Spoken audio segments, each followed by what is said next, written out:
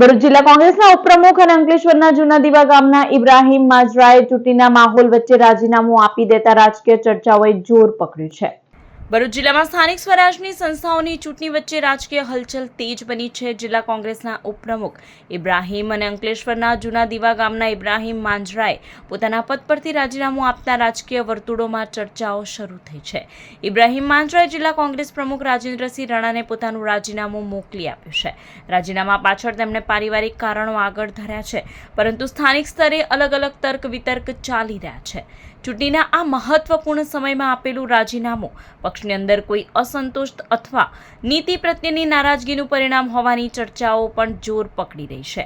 આગામી દિવસોમાં આ મામલે વધુ ખુલાસા થવાની સંભાવના છે।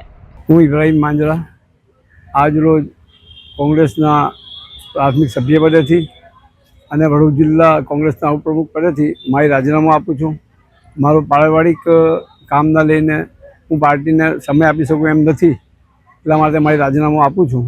ભવિષ્યમાં મારે શું કરવાનું ને મારો જે કંઈ નિર્ણય હશે એ મારા ટેકેદારો, મારા ગામના મારા વડીલો સાથે બેસીને હું આગળનો મારો કાર્યક્રમ જે હશે એ નક્કી કરીશ।